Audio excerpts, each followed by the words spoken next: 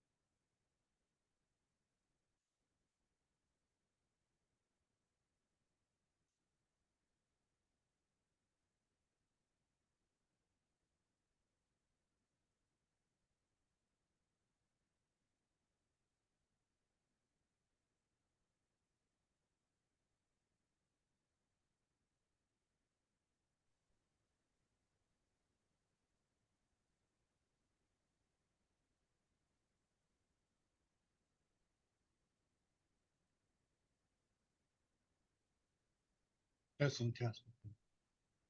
Testing, testing.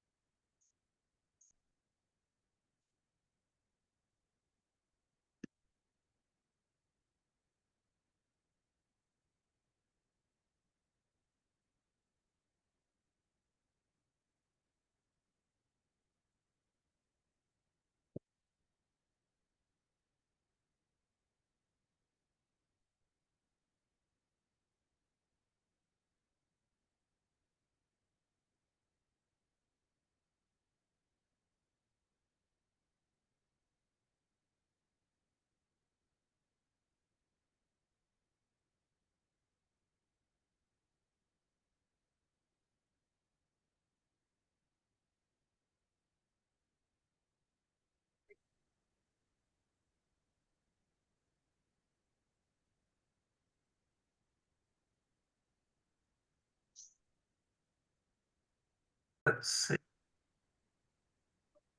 Lucy, did you join us? Is Lucy there? Yes. I'm here. Alrighty. I just started the recording for the class, so you could start the class itself. All right. Let's see.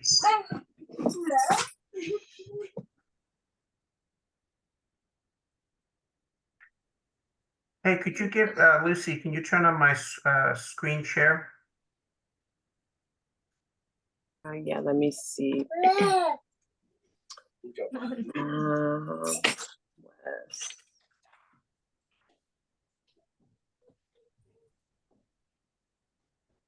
Make host.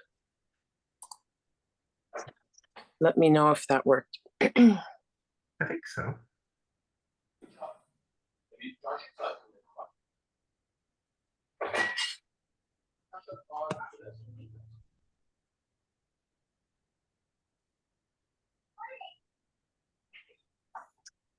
Okay, can everybody see my slides at this point?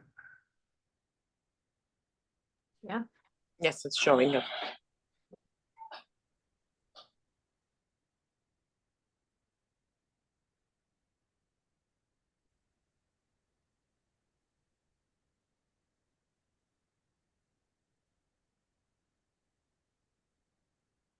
This was a presentation I gave at ABI, and chapter 4 deals with, starts getting into 526, 527, 528 stuff. So I thought maybe we could just run through this really quick. Since it's a lot of vignettes, feel free to jump in with comments. So what we do, the ABC certify, or the ABC specialization, bankruptcy specialization, biannually has a program with judges who are themselves certified specialists. And in past years, I've been writing the script and acting as an MC. So these are the judges we had on the panel.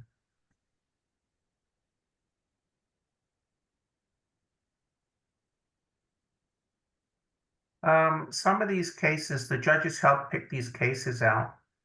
And I think some of them are quite good. So let me read some of these fact patterns, and if you could jump in, anyone, tell me what you think. This is Avery Baker. The U.S. trustee moved the court to reduce the attorney's fees of debtors' counsel. Counsel failed to attend 4 out of 5 341A meetings, offering no explanation beyond he had other matters to attend to.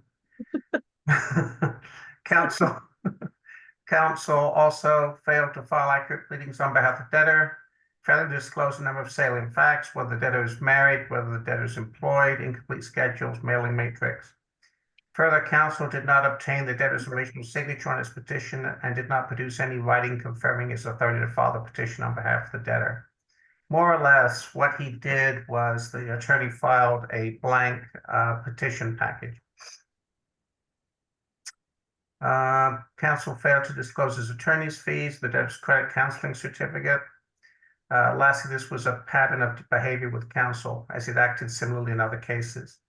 I can tell you that if you're going to take the ABC exam, the consumer exam, there will be a 526, 527, 528 question for sure, which is what we're dealing with in these slides. 526 mandates that attorney shall not fail to perform any service that agency inform the assisted person it would provide. In other words, if you say in the retainer agreement that you're going to do it, you better do it.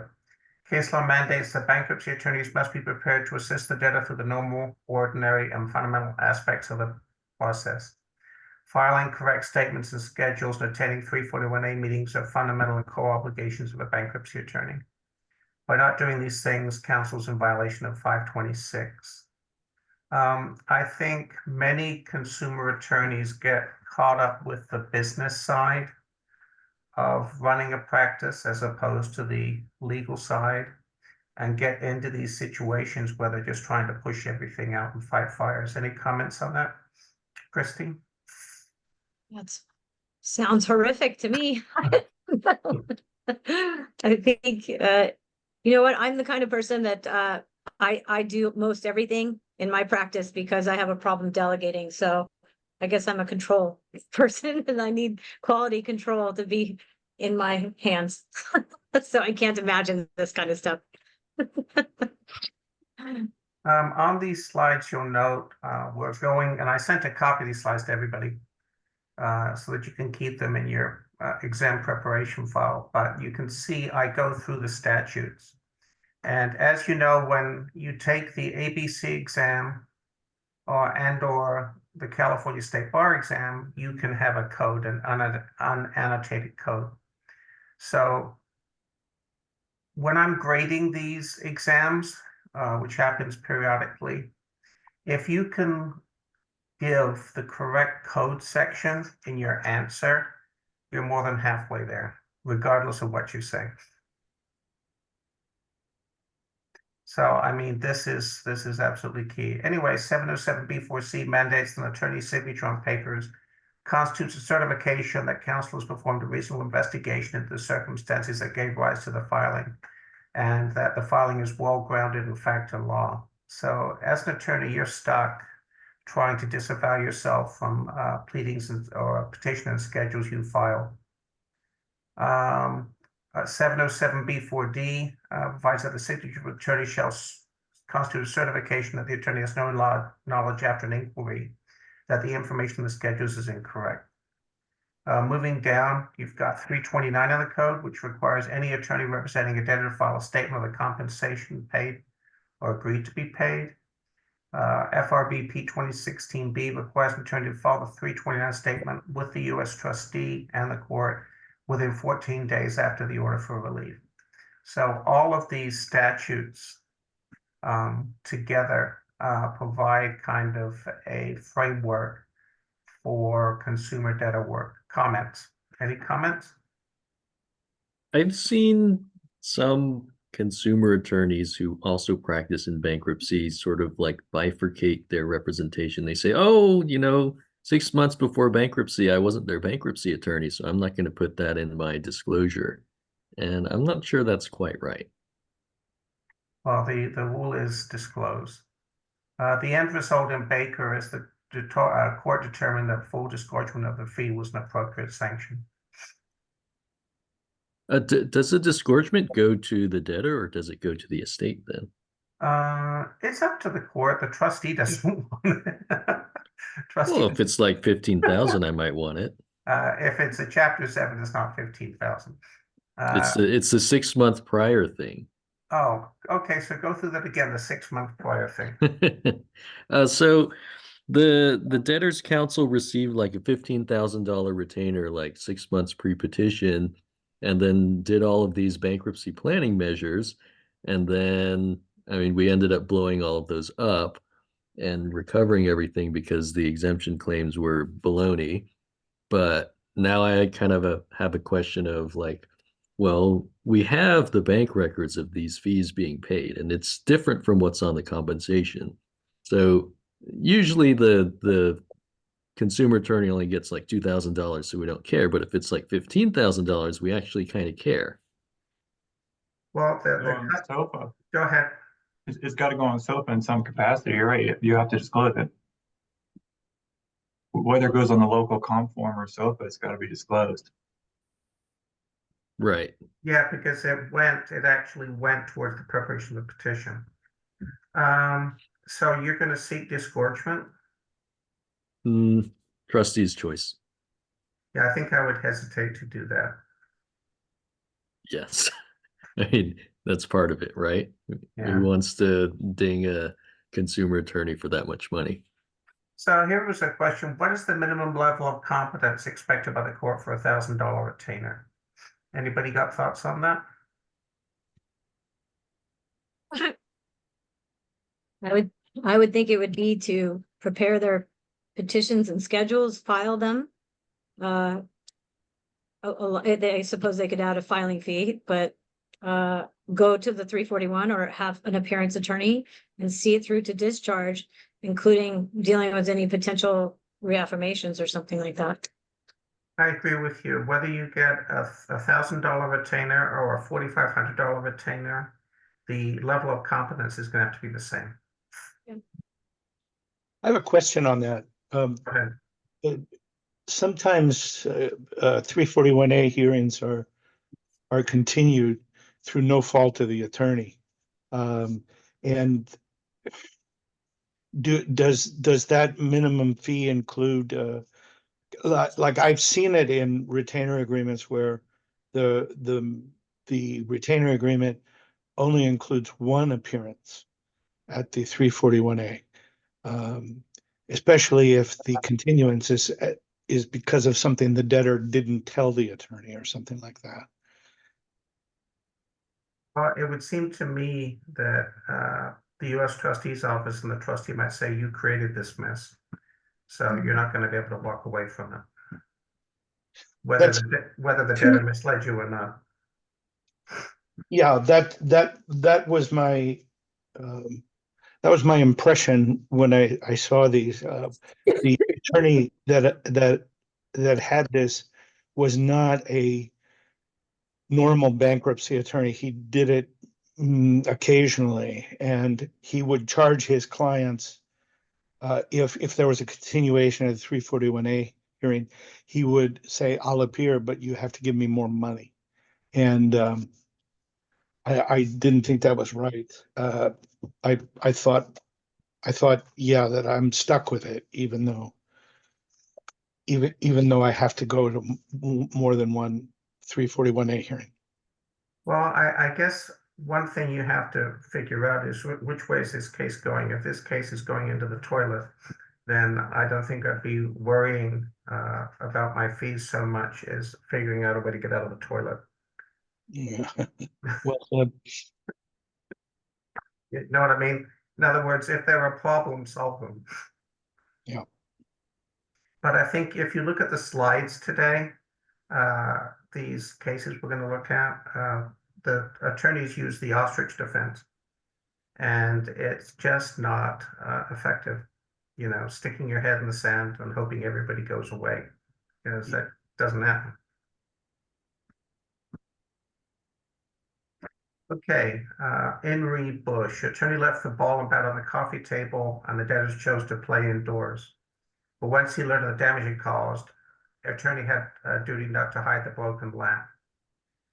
When debtors filed their petition in the midst of pursuing a personal injury claim with special counsel, debtors attorney valued the claim at $2,000, even though he knew or should have known that the claim had a much higher value. As a trustee, I always ask questions about personal injury claims, always. Because if it's for lost wages, that might be estate property, might not be exempt. Several months. Go ahead. Sorry, I was just going to say that's a very good point because the nature of the personal injury is yeah, very, you better look at that you better look at what settlement or whatever's in the mix, because you have to understand how to protect it. Um.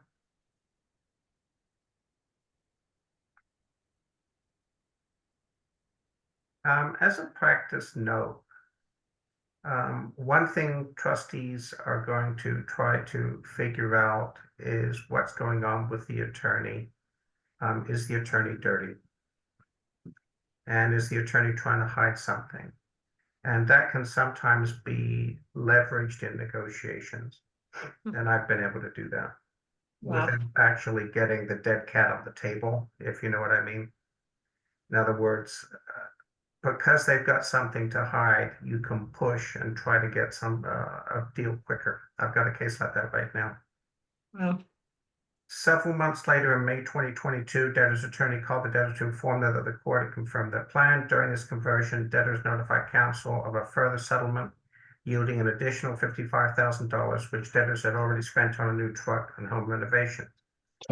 After learning this information, counsel failed to amend debtors' schedules or their plans, seek approval of the settlement, file an application to employ special counsel, or make any disclosure to the court.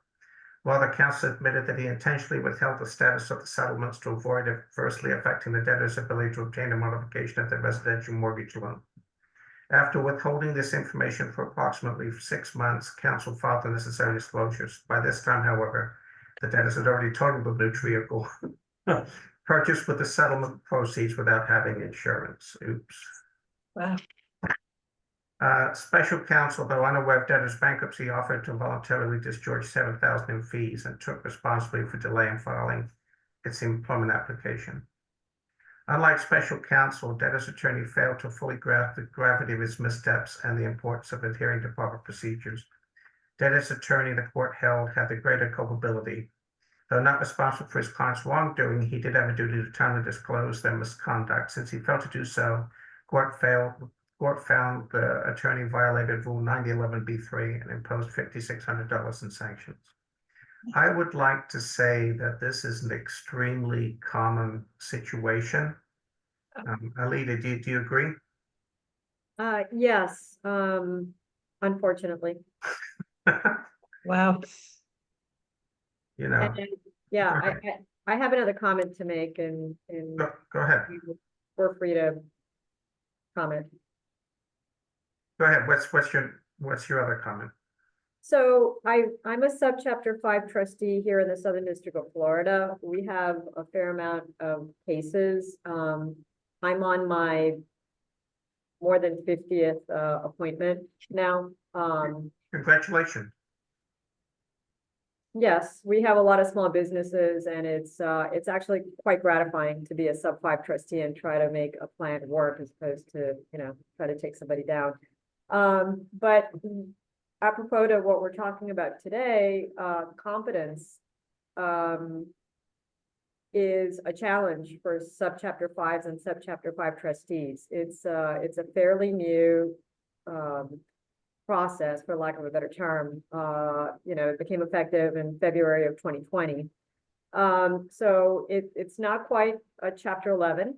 And the chapter 11 attorneys that generally understand the concepts, they may feel that this is, they're too big, or these cases are too small for them.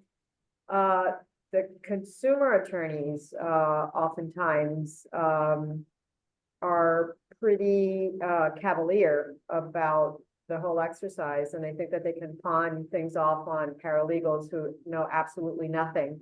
So as today, actually, I am involved in a case where this very similar fact pattern, and I'm thinking, I don't want to be the one to suggest that a consumer attorney just, be forced to disgorge $25,000. But I'm, the little voice in the back of my head said, heck yes, they should be, because it's pretty outrageous. So I'm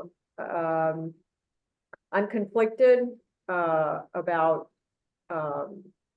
my role in all of this. I'm supposed to facilitate. I'm not necessarily a coach or an instructor of Chapter 11 small businesses for attorneys who are not experienced or who don't do it. And so I find myself at times wondering, you know, what to do or how far to get involved or to meddle, for lack of a better term. So, I guess one way to bring this to the court's attention would be through a status report. Whether one is solicited by the court or not. yes, and this particular attorney, his behavior was fairly egregious and he sought to withdraw. And so he's already officially withdrawn. But at this point, moving forward now, the debtor has to find new counsel and, we'll see what happens. But yes, the debtor's representative was not shy about articulating, what he experienced. So I didn't have to do the dirty work. But I see the possibility of this happening again. Maybe not with this attorney, but with others. So, I would like to point out that I think many debtors believe that they don't have to disclose a personal injury claim because that's for them. You know what I mean? That's their upside. That's not for creditors. And I think that's how they convince themselves not to do it. But once the defendant gets wind of the bankruptcy, the trustee is going to be brought into this. And often what happens is it never comes out, the case closes, then they move to settle, then the defendant does a background check, and then the case gets reopened. Daniela, I'm sure you've seen that. Yeah, actually, I did once. I had a client that she wasn't allowed into a class action, and we had filed a Chapter 13, and thereafter, I think, I'm not sure if we converted it a couple of years later to a Chapter 7 or whether she advised me that she was let into the class. We amended the schedules and the case actually and disclosed everything, because I always do that. The minute I hear about anything, I disclose. So the case, no, I think it was a Chapter 7. I can't remember. This is like more than 5 years ago. But anyway, years later, she got a settlement from the class, and then they reopened the case, and I wasn't actually even aware that she had gotten a settlement. So I ended up, amending her Schedule AB, to include, what she actually received, and we ended up settling with the trustee. So I guess I should point out that there is a great body of case law on this issue. And what the case law says is as follows. If you have a claim pending at the time of a bankruptcy and you don't schedule it, and then the case closes, then the defendant can move for summary judgment on the basis of judicial estoppel. Because I see Mark nodding his head. Yes. You want to finish my sentence? Go ahead. Well, judicial estoppel was the end of the sentence that I was contemplating, but yeah,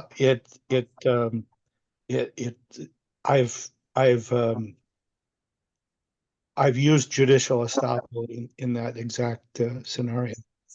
So the cases are very devastating towards the debtors on these. However, and I think there's a slight possibility that this could be on one of the exams, this issue. However, I should tell you that I've researched this pretty extensively, and I have never, ever found an instance where judicial estoppel was used against an innocent trustee.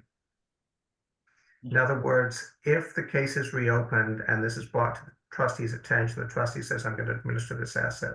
I've never seen the trustee lose on summary judgment on judicial estoppel.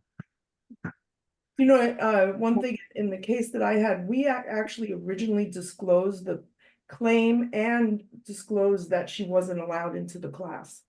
And it was one of those mesh cases. But we disclosed it from the very beginning and just let everybody know that she wasn't allowed into the class. There was a time where I was getting quite a few mesh cases, in other words, being reopened. But every time I looked at it, the attorney's fees and the specialty fees and the investigator fees were so high, there was no money in it. That's how I handle it. If there's a potential claim, we'll disclose it, right? Just to be safe. Okay, what duty of candor does a debtor's attorney have to the court? Failure to disclose fee information. In re Dvorevic. Disgorgement of all fees received by debtors, Chapter 7 Debtors Council was warranted for brazen failure to file corrected financial disclosure form. After being warned several times by the U.S. trustee that his original filing underreported his compensation. This is what we were talking about a few minutes ago, right? While Debtors Council initially disclosed he was paid $5,000 for his services pre-petition, he was actually paid $21,000. After warning Debtors Council 3 times, the Chapter 7 trustee filed a motion under 329 requesting counsel forfeit all fees. On appeal, the 7th Circuit affirmed the bankruptcy court's decision. Plain and simple, attorneys must inform the bankruptcy court of their compensation and promptly update the filing if their fees change. I can tell you that bankruptcy trustees don't go this route unless Debtors Council stonewalling. Tinho, do you have any comment on that? I would say that's generally true, just because we all know each other, and trustees generally understand what it means to run a business too, and just how devastating something like this may be. So unless you really, really annoy the trustee, they're not going to come after you, even if they arguably could. Mark, do you want to say something?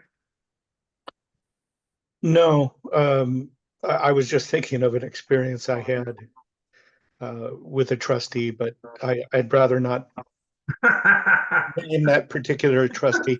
Nobody. Well, I'll tell you that here's the issue. If the Debtors Council stonewalling you, you start looking at Debtors Council. Yeah. I think that goes back to your comment when the Debtors Council is dirty, I think you used. Are you able to give us an example of when a Debtors Council would be dirty? When they lie, knowingly misrepresent the facts. Okay, yeah. We do have those in the Southern District of California. Yeah. We do have such attorneys. And everyone knows, like you see the certain attorney on the petition, you're like, ooh, got to take a closer look at that one. Yeah. Okay. And that sticks, even if the attorney's done everything correctly in that particular case. If you're known to be someone who's previously made misrepresentations, trustees all know this. They have a long memory. You won't escape the eye. Okay, are post-petition payments to Debtors Council normally policed by the court? In Reeves, retainer agreement provided the debtor would provide all services associated with bankruptcy matter for $3,700, which included a disclosure of 47 types of services that required debtor to pay an additional fee, but didn't give a list of what was covered by the $3,700. The idea here is what this is talking about is that you have Chapter 13 no-look fees. And sometimes the no-look fee, they start getting into. In other words, the U.S. trustee or the court or the Chapter 13 trustee might start looking at whether or not you did it under $3,700. This comes up when debtors' attorneys file a supplemental fee request seeking another $1,289 in fees and costs. I think that's when you're drawing attention to yourself, when you have a no-look fee and then you're asking for more. Any comments from the Chapter 13 attorneys on the Zoom? When do you ask for supplemental fees when you've got a no-look fee? Never?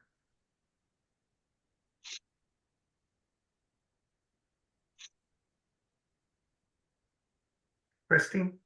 I stopped doing 13s a while ago, but I never did ask for anything in addition to the no-look fee. Yeah. No. Wes, in my experience, it's very jurisdictional. In certain jurisdictions, you know what you're going to get, and others, certain trustees situations you get more. But I think the no look model is a bad thing to do, and we do ours hourly when we do them.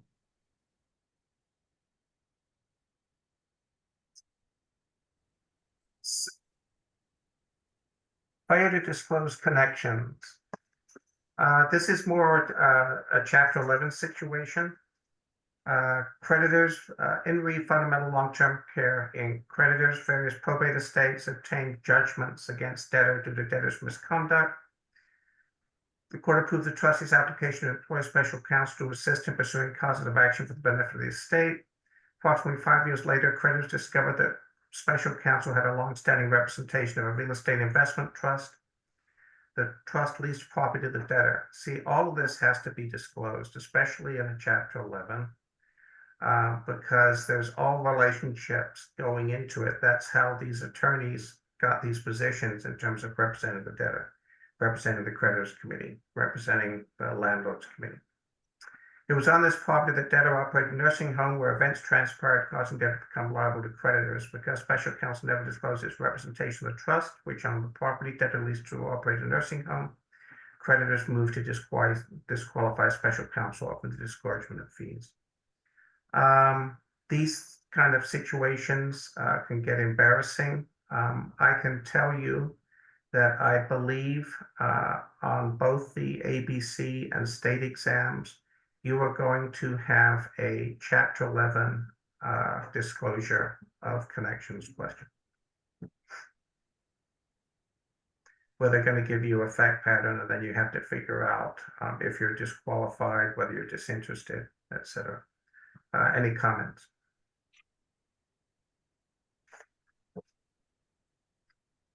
This is something the judge did. He came up with all these diagrams, one of the judges on the panel. And this was showing the relationship.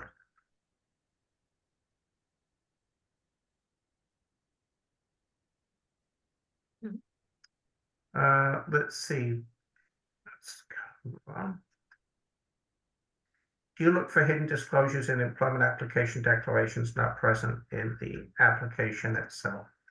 I think a lot of attorneys think they're smart, because what they do is they put all the dead bodies in the declaration supporting the application, and they don't put it in the application itself, so that if the whole thing blows up later, they can always say, hey, it was here, look, here it is. Any comments on this by the people on Zoom? I actually feel like, as frequent trustees council, I see a lot of apps that under disclose the trustee connections, because we always represent like the same trustees. And then the disclosure is just, well, there's no conflict of interest because we represent this guy all the time. And I kind of feel like it needs to be more specific than that. So I've tried to be more specific, but I think if someone were to litigate a vague disclosure, they'd probably win. Well, what's at issue here in an 11, and this is kind of 11 stuff. What's at issue in the 11 is that you've got fees that have accumulated that you don't want to be paid, and the provisions of the bankruptcy code that we've been discussing say that you can be forced to disgorge your fees or waive your fees if you don't disclose connections.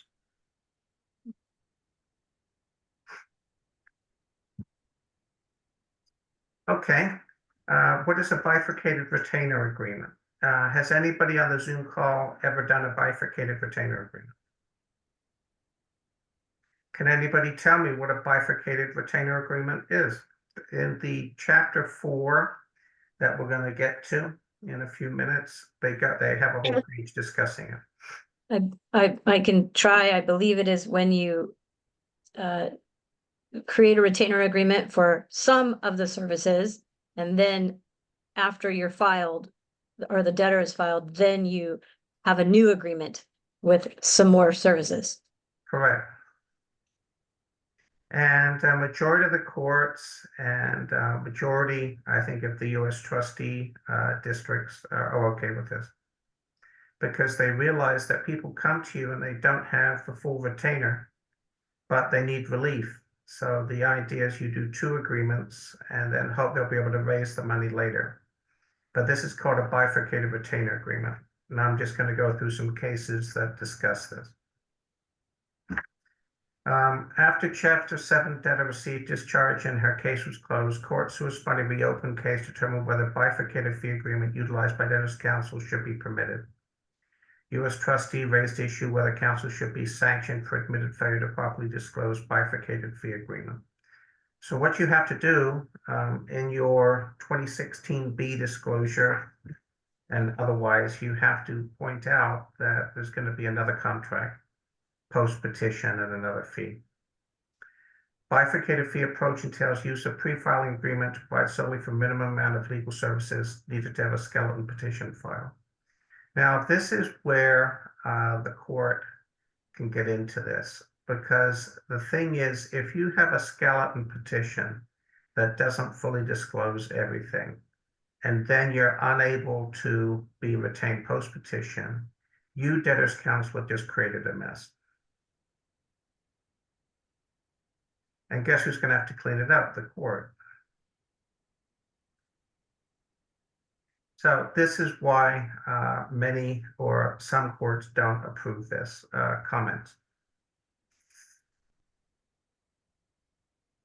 I just think it can lend to a mess, like you said, because as we said earlier, you're responsible to make sure that they get through their bankruptcy. So if you do the first part, yeah, and then they can't afford the second part, now what? You're stuck with the first part. So. Correct. The means of paying for consumer Chapter 7 cases present something of a conundrum. Individuals who are contemplating a Chapter 7 filing are under considerable financial stress, yet to gain the protection of bankruptcy, they're faced with the additional burden of coming up with an attorney fee. The average fee charged by local attorneys for a routine Chapter 7 case is approximately $1,500. Thus, together with a filing fee, an already financially strapped individual may need to come up with at least $1,800 in order to file Chapter 7 bankruptcy. In the Central District of California, I believe for Chapter 7, the maximum retainer is $5,000 before people start to look at you. So if I see a retainer for $6,500, that's like putting Christmas lights around your 2016 B.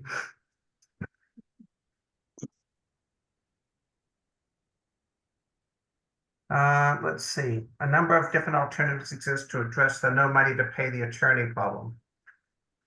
You can either pay the attorney fee in advance, which solves everything. You can file under Chapter 13 instead of Chapter 7. Now, there has been a lot of discussion that African Americans are discriminated against statistically because they are pushed into 13s far more than other races.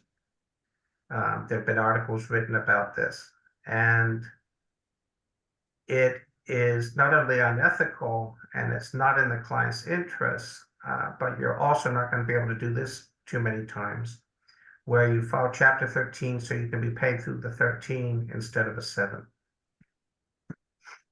That's a no-go. But it's one of the alternatives and debtor's attorney is going to consider. Comments? I did one of the ethics panels. Well, I did a few of them for the federal bar, the annual ones that we have. And one of the things that I brought up was that so many times I see people pushing people into 13s instead of when there is clearly a 7. It drives me a little crazy. But and I don't even understand it, because if 13 is so much harder to complete, you're very likely not to get paid if they can't really do a 13. I just don't get it. Well, the failure rate in the Central District of California on 13s is north of 80%. Exactly. I just thought they'd do it because they could charge more. So. Well, they can and do. File option 3, file the petition, other required documents, and pray that the debtor voluntarily pays you. Post petition. for accept a pre-petition post-dated check that the attorney will cash post-petition. The only problem with that is the bank account's going to be closed, so that's not going to work. 5, use a bifurcated fee agreement, which is what we've been talking about here. Those of you who are outside of California on the Zoom call, have you found that Wells Fargo and sometimes Chase will automatically freeze accounts of a debtor? Yes? That's true here too. And the rule I follow is this. First of all, I expect debtors counsel to know that. So that's their problem and their client's problem, not my problem. But if Wells Fargo freezes an account and the account is of course not scheduled or claimed as exempt, I wait till the 341A to sort it out. Wes, could we hear from other Chapter 7 practitioners and how they deal with that problem of Wells Fargo freezing the accounts? I can tell you, Go ahead. if I see a big chunk of money in a Wells Fargo account, I will tell my client the day before we file, take it all out. And then 2 days later, so I file the next day, and then the next day I tell them you can put it back. That's what we do. It's a little bit of a pain, but it prevents Wells Fargo from doing that. Andy, do you have a comment? Did you say Andy, me? Yeah. Oh, no. I mean, no, I don't. I have a comment. Go ahead. Oh, yeah, no, I do the same thing and then tell them that we just disclose it as cash. I've had two instances where that happened, and the trustee did really have and it was Wells Fargo both times, release the funds, and it all surrounded on accounts that weren't disclosed in the initial petitions. And now I have a list of things that I tell my client, even if you're a custodian on somebody else's account, we have to disclose it, and a lot of times people don't understand that. So now I actively tell them, we have to disclose all accounts. So I recently had one where, debtor was divorced and forgot that he had opened up a custodial account for his son, who's now an adult and in college. And the account got frozen, but the trustee, I gave all the information to the trustee, and the trustee wrote a letter to Wells Fargo and had the account released. And then the other one was somebody that worked for an accountant, and she forgot that she was on somebody else's account that she would pay bills for. So you can imagine, the accountant's client, she was pretty pissed off, but I got that one released quickly too. So if you're going to assert it's not my money defense, the first question is going to be, are you writing checks on the account or, debits on the account yourself? If you are, then in my view, you're guilty. And now if it's not your spouse and if it's your mom or something, then we're going to take a page from family law and we're going to start doing a tracing. Who put what money in, etc. Because there's no community property issue if you're not married. And typically this is a sister or mom or something. In both of my instances, I think that they did really either forget or didn't understand that. And that's why I actively tell people now. It's like, one more thing to the list of things I have to tell them. Yeah, that's a question in my consultation. Is your name on the title to anybody else's stuff, right? Including a checking account of your parents or something like that. Yeah. Well, a close cousin of this, of course, is borrowing someone's credit to buy real estate. And in my view, that's a green light for the trustee to go after it. Yeah, but Wesley, wouldn't that be a reason for somebody to file Chapter 13 instead of 7? Because, your debtor's client, somebody else borrowed your client's credit to purchase a house, and they may only have bare legal title, but if they filed a Chapter 7, you'd have a trustee go after the house But in a 13, at least you can disclose everything and explain and have a better chance of getting through the bankruptcy. If I identify an asset and you move to convert to Chapter 13 and you credibly propose 100% plan, I'm going to fold. Yeah, I meant file 13 as opposed to 7, like in the slides that we just talked about, where, you have some minorities that are being, guided towards 13 and as opposed to 7, I've actually done that before. I've said, in this instance, if you file Chapter 7, a trustee may go after this property. Whereas if you file it 13, it's just the risk that they want to take. I disclose, all of their options and let them know of possibilities, but then it's up to them to decide, what they want to do.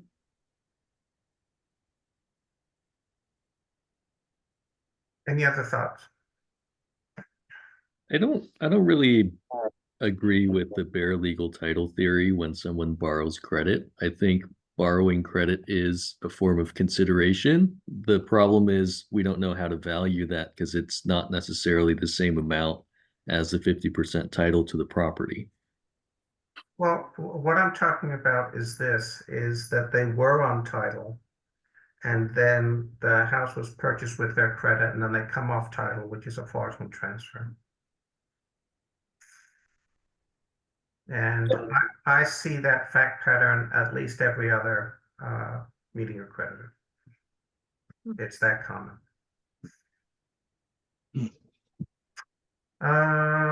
Let's see. Is it equitable to reopen no asset Chapter 7 cases to review fee agreements?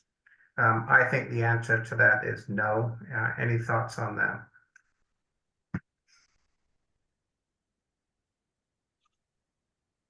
The attorney did her job, right? She got the case closed. Well, who would be reopening the Chapter 7 to review the fee agreement? A pissed off judge. Oh, a judge. A judge on a vendetta or something. Something's happened, and now they start going backwards. You know what I mean? And looking at the cases. I have nothing against petition mills, and if they're able to successfully get their clients through, good for them. And it's just another business model, but make sure you don't fall off the tightrope.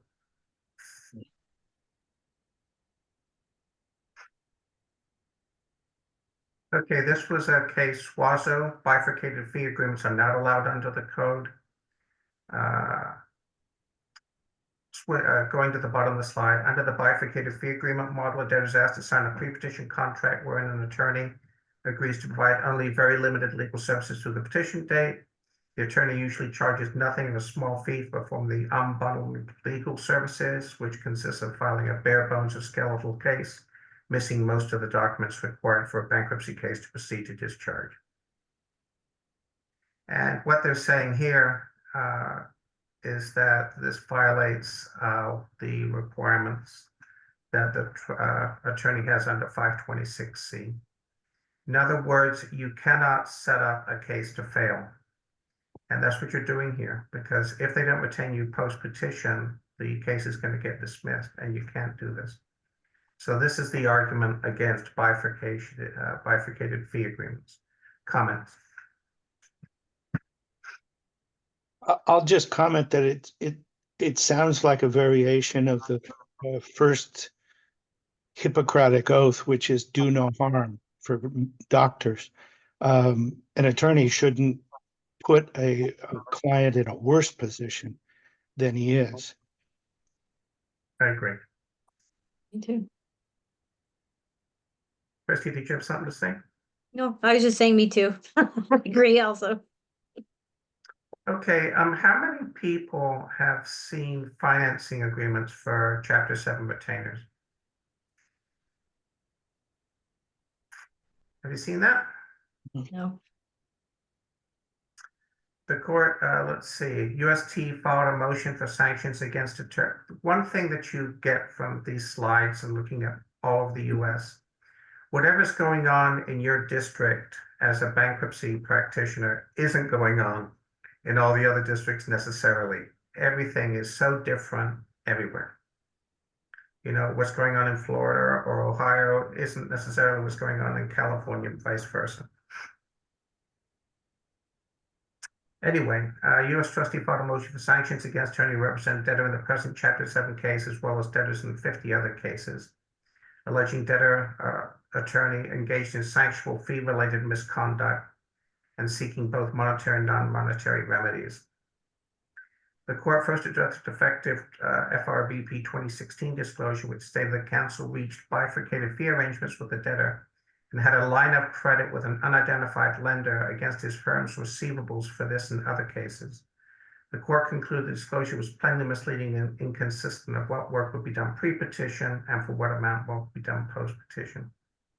So what happens is that a financing company forwards the entire fee to the attorney and then attempts to get the money from the debtor afterwards, even if the debtor's Schedule J plainly shows that the debtor's expenses exceeded her income by $90 a month. So these kind of arrangements, what happens is once you've got a petition mill going and you want to get more clients, you come up with schemes like this to front the money, having a third party front the money. Any comments on this? Because when I first started in this field, I got hired by a bankruptcy mill and I had no idea. I loved the field, but I didn't know anything else. And it was insane. They were coaching us to tell everyone that they needed a bankruptcy, whether they did or not. You didn't have enough attorneys to service all their clients. They had piles of cases sitting there with nobody dealing with it and people's houses foreclosing. They didn't even have shredders for people's personal information. So after 2 months, I got out of there quickly and started my own place. And here you are. Yeah, I know, but I only probably because it happened around 2008, 2009, and that's when I started. So, yeah. But it was crazy. I didn't know if everybody else was like that, or so I decided to do my own. But yeah, there are bad ones out there. All right, let's see. Some of this gets pretty funny. This is an attorney who was taking a lien on exempt personal property to secure his fee. Wow. Debtor and counsel entered into a flat fee agreement. As the petition date, debtor owed the applicant $16.47 in pre-petition legal fees. Under the agreement, debtor had an option to pay such fees after the commencement of her case. To secure a promise to pay, the agreement informed debtor that counsel will take a statutory attorney's lien against all of her furniture, appliances, household goods, clothing, electronics, cell phone, televisions, and computing devices, and the proceeds of those items. Any thoughts on this? Is this not overreaching to a major degree? Yeah. Would they actually execute on it? I mean, that's crazy that you would actually suggest that you'd execute on your client's TV. The court invalidated the agreement for 2 reasons. First, the agreement did not accurately describe Minnesota law on attorney's liens, as by statute, attorneys may not take a security interest in exempt property. Second, the fee agreement contained false and misleading statements about liens in violation of 526A2. As I discussed, before you take the exam, you have to be very familiar with 526, 527, and 528. Also, Wes, doesn't a lien, I'm assuming the attorney perfected the lien, but when that happens within a certain period of time, I think it's 90 days or before the bankruptcy, can't the debtor move to invalidate that lien? The debtor could, but the only person who would be doing that would be the lien holder, which then, creates a conflict of interest. Mess. No, the whole thing's crazy. As far as attorney's liens goes, I think they're perfected once they come into existence, because they are an example of a secret lien.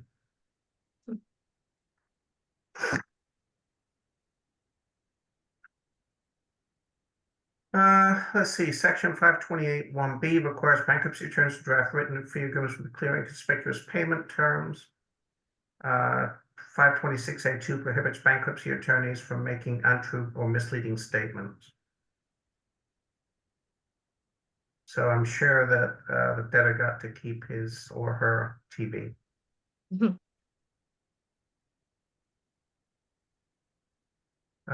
Obviously, 9011 has all kinds of provisions that can be used against debtors' counsel, especially 9011(b)(2).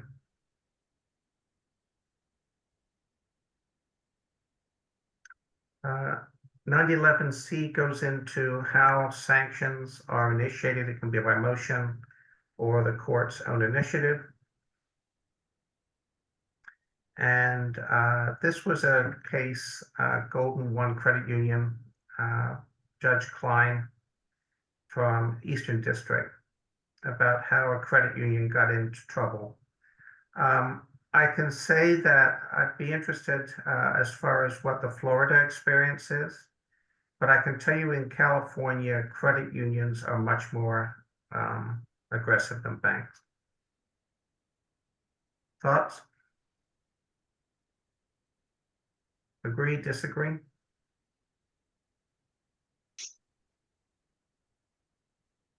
I don't know why, but it seems like credit unions get offended if you stiff them on a boat or whatever the case may be. Anyway, let me go through this because I think this is kind of interesting. Golden One Credit Union filed a 523(a)(2) complaint. It was boilerplate and only alleged two operative facts. Golden One made an unsecured loan of $9,000, and the debtor did not make the first payment. That was it. They were the two facts in the complaint. The debtor responded to the complaint by filing a document titled Debtor's Statement of Undisputed Facts in support of a motion for bankruptcy. The debtor explained in her statement that she sought help from Golden One regarding ways to address a $12,500 balance on a Wells Fargo card charging 24.3%.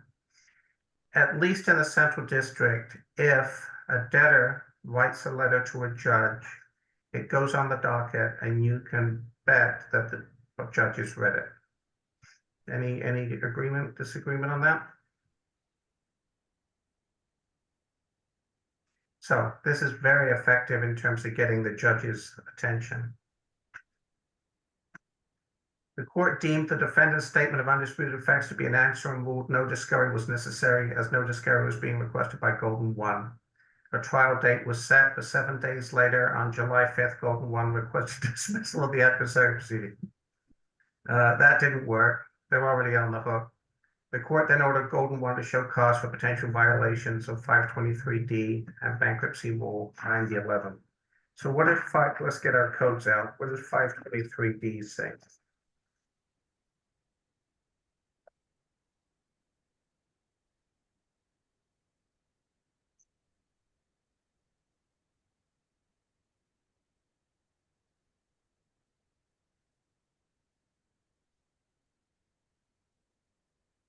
If a creditor requests a determination of dischargeability of a consumer debt under A2 of this section and such debt is discharged, the court shall grant judgment in favor of the debtor for the costs of and a reasonable attorney's fee for the proceeding.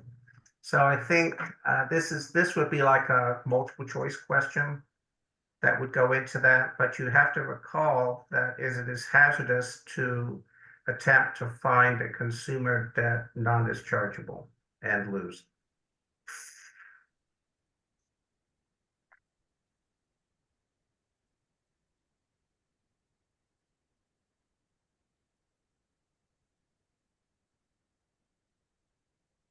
Okay, these are more slides on bifurcated fee agreements.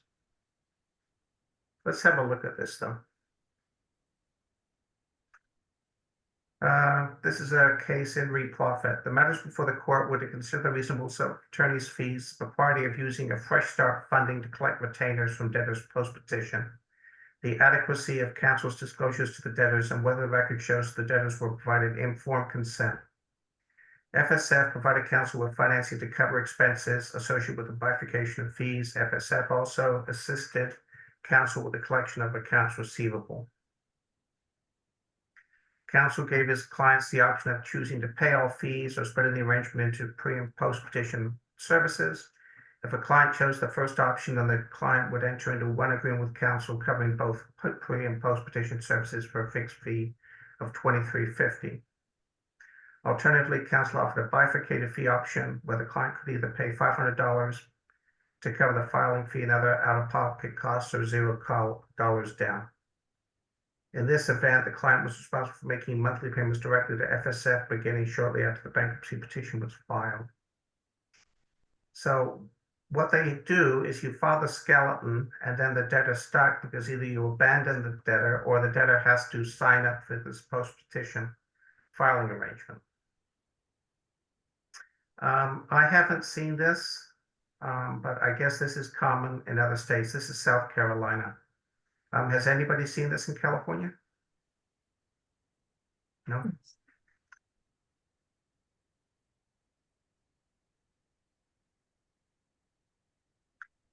Looking at the bottom of the slide, slide 58, the court concluded that the attorney's fees and costs are not reasonable or necessary because the fees under the file now pay later option are significantly higher than normally charged to cover the costs. So this is a violation of 528A1 and 526A23.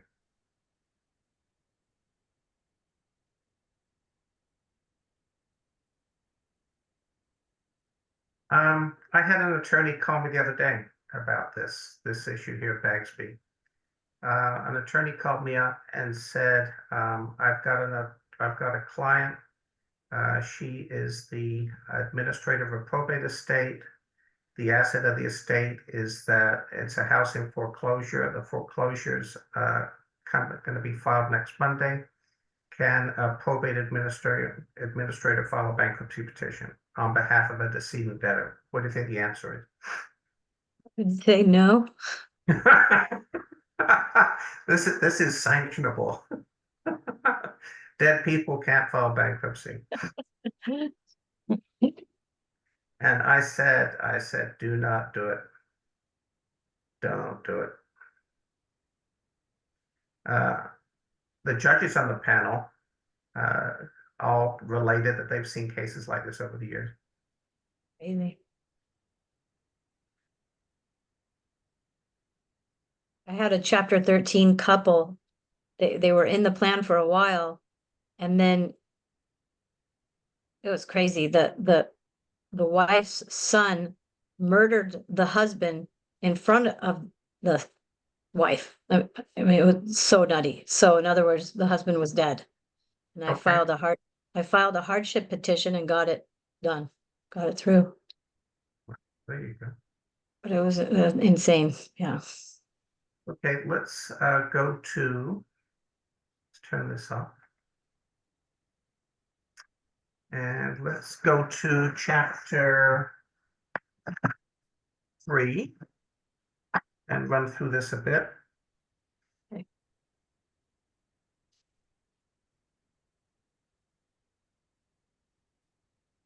Okay, I am on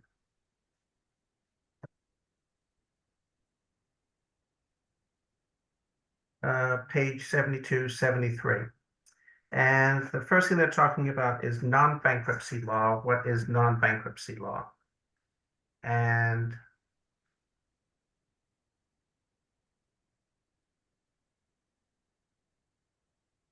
non-bankruptcy law can either be federal law that doesn't arise under Title 11 or Title 28, or it can be state law.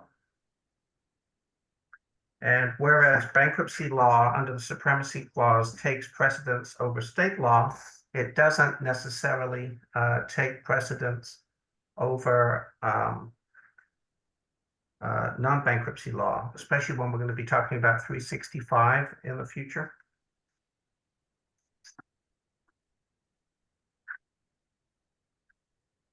Okay. I'm sorry, can you articulate that again? Did I hear you say that bankruptcy law isn't necessarily greater, for lack of a better term, than non-bankruptcy federal law, right? What we're gonna be talking about when we get into 365 is that you're going, which is the assumption or rejection of contracts. We're going to see situations like, for example, where federal copyright law clash with bankruptcy law, and it has to be determined by a court what Congress intended.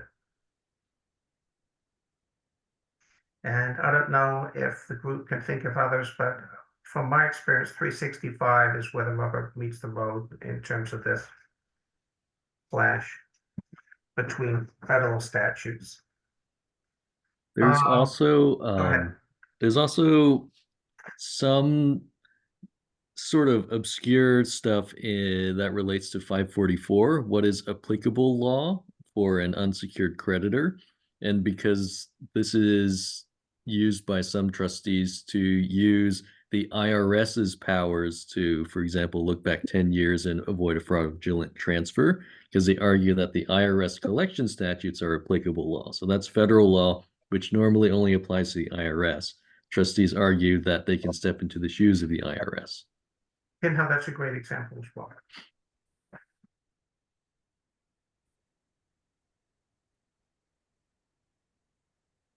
Okay, they give us a little history. Let's see, I think I'd like to talk about the top of page 74, Hanover National Bank versus Moises, which is a Supreme Court case. The court established the fundamental principle governing uniformity. The requirement of uniformity is met when the trustee takes in each state whatever would have been available to the creditors if the bankruptcy law had not been passed. Therefore, while a uniform bankruptcy law is required in the sense that the same rules and principles of bankruptcy law must apply nationwide, the concept of uniformity takes into account the impact of applicable local laws on the resolution of cases within each state, so you don't have the same results. So uniformity does not mean the same result. It just means the same rules are applied. So Florida, which I understand has a unlimited homestead law, more or less, is going to have a different result than California's homestead, even though the bankruptcy laws applied the same. Comments? I think this is a big concept, and I think this is one you need to know should it come up, because this is a very famous Supreme Court case. It goes without saying, you should be familiar with all of the Supreme Court cases that deal with bankruptcy that have been decided in the last 100 years, for the example. There aren't that many.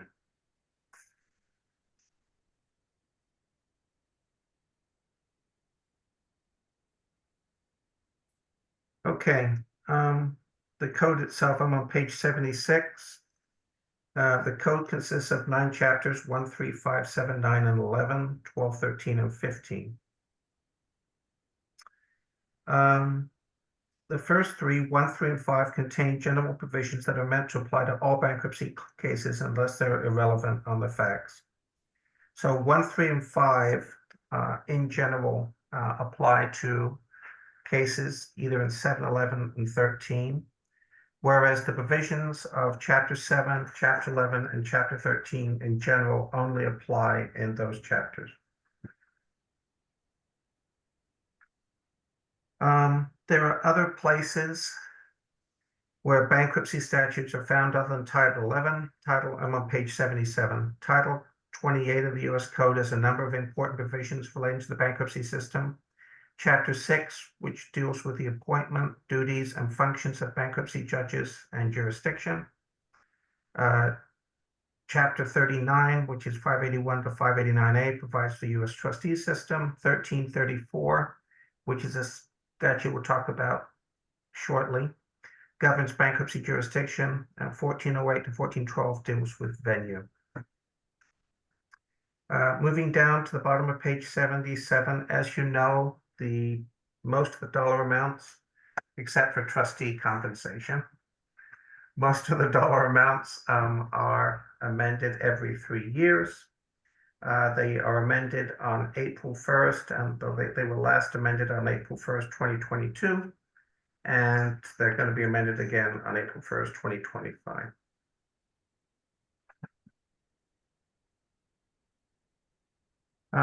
The bankruptcy rules supplement the bankruptcy code. They exist under 28 U.S.C. Section 2075, which gives the Supreme Court the ability to make bankruptcy rules like the FRCP. They bring up the point here that the FRCP is commonly used in bankruptcy litigation. And if you look at the FRBP, there's often a parallel rule, but often that parallel rule says little. So often you're quoting the FRCP, not the FRBP. Finally, Bankruptcy Rule 9029 enables bankruptcy courts to make local rules. The Central District of California's local rules are very expansive, whereas some districts only have like 3 rules.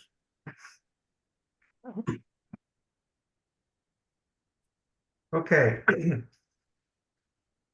Moving over to page 79, the fundamental goals and policies of bankruptcy, the protection of both debtor and creditor interests. In its original conception, bankruptcy was purely a creditor's remedy. It allowed creditors to place a delinquent debtor in bankruptcy for the purpose of liquidating the debtor's assets for the payment of the debtor's debts. You realize, of course, that originally voluntary bankruptcy didn't exist. All that existed was involuntary bankruptcy. And the concept of voluntary bankruptcy is more of a modern kind of institution. So the rights of creditors and the rights of debtors are always in conflict. And I think that's what we resolve in the bankruptcy court. One thing that I think is kind of an underpinning is that a creditor has limited rights to make a debtor a pauper, such that the debtor becomes a ward of the state. In other words, the creditor does not have an unfettered right to take from a debtor his or her right to make a living, and as such become destitute. What are your thoughts on that? Isn't that the basis of the concept of fresh start? And exemptions. Yes. Okay, moving down the page, we've got the collective and even-handed treatment of creditors, and I'm on page 80. And the idea here is one of the fundamental principles of bankruptcy is to avoid the race to the courthouse. The idea is once a bankruptcy is filed, the automatic stay goes into effect, creditors are stayed, and whatever rights they have is what they have. And they cannot work to get more at the expense of other creditors. Next, we've got the preservation of the estate. One of the goals of bankruptcy is the preservation of the debtor's assets. This protects both the debtor from collection activity and protects creditors by preserving properties that can ultimately be made available for distribution to their claims. Estate preservation is not simply a passive handover of the debtor's existing property. The code provides several means by which a bankruptcy trustee can enhance the value of the estate. I think, as you know, trustees have to safeguard estate property, and they have to move quickly to gather the estate, and that's why there's a 2-year statute of limitations for avoidance actions. Is there anybody on the call who's not aware of that? I mean, that's a fundamental thing, which I'm sure will be on the test. Moving down, we go to what Mark was saying, bottom of page 80, the debtor's fresh start, and the idea here is that the honest debtor gets a fresh start. Well, it's more than that. It's honest and unfortunate. I think those are the actual words of the code. And unfortunate is a key word because the incursion of debt has to have occurred not intentionally by the debtor. That rules out the debtors that max out their credit cards knowing that they're going to file bankruptcy. Right. Let's see, efficient administration. The idea here is that it should be done, the bankruptcy should be done efficiently to maximize the return to unsecured creditors. And then we get to the preference for reorganization and debt adjustment. In other words, there is a bias in favor of Chapter 11 and Chapter 13, which is why a few minutes ago, if as a Chapter 7 have uncovered an asset, they could pay a sizable dividend to creditors, and then in response, they want to move to Chapter 13. The question becomes whether this is credible. You know, or is this going to be followed by dismissal?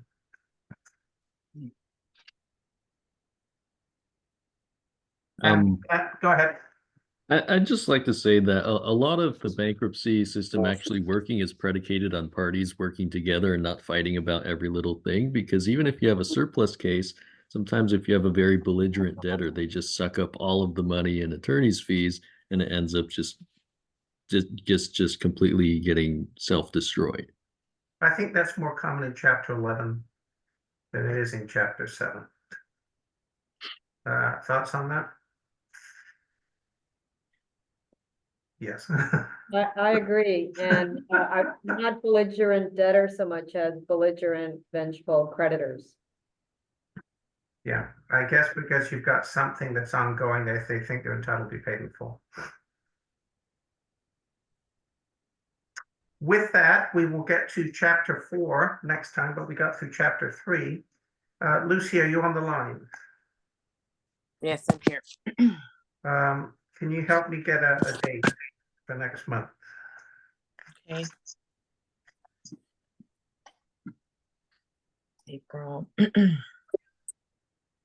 April 5th is Lucy's anniversary. Happy anniversary. 10 years. Wow. Good. So maybe not the 5th, but maybe the 12th.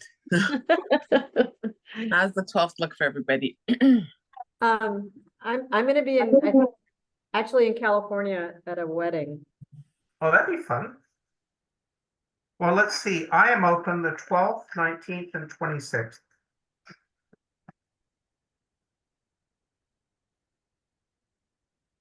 How about the 19th? The That's- 19th is the State Bar Annual Ethics Symposium. How about the 26th?